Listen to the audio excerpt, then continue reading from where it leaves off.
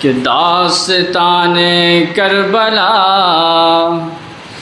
جب ہم سناتے ہیں حسین، داستان کربلا جب ہم سناتے ہیں حسین، داستان کربلا جب ہم سناتے ہیں حسین، سننے والے اپنے سب غم، سننے والے اپنے سب غم بھول جاتے ہیں حسین، داستان کربلا جب ہم سناتے ہیں حسین، داستان کربلا جب ہم سناتے ہیں حسین۔ اور ہم ذکر امام حسین کی محفل کیوں سجاتے ہیں، آئیے اس کا پیغام لے کر جائیے گا۔ ملاحظہ فرمائیں کہ اس لیے ہم ذکر کی محفل سجاتے ہیں حسین۔ کیوں سجاتے ہیں، اگلے شعر ملاحظہ فرمائیں کہ اس لیے ہم ذکر کی محفل سجاتے ہیں حسین، اس لیے ہم ذکر کی محفل سجاتے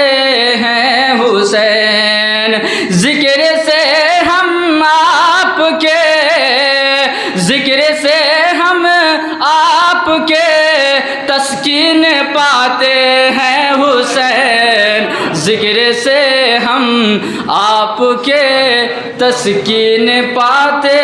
ہیں حسین، اس لیے ہم ذکر کی محفل سجاتے ہیں حسین۔ اور یہ بہت ہی پیارا شعر ملاحظہ فرمائیں کہ کانپ جاتے ہیں زمین و آسماں بھی دیکھ کر، وہ منظر کربلا کا یاد کیجیے کہ کانپ جاتے ہیں زمین و آسماں بھی دیکھ کر، کانپ جاتے ہیں زمین و آسماں بھی دیکھ کر،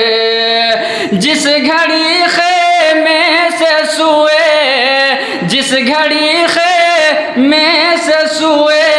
رن کو جاتے ہیں حسین، جس گھڑی خیمے سے سوئے رن کو جاتے ہیں حسین، جس گھڑی خیمے سے سوئے رن کو جاتے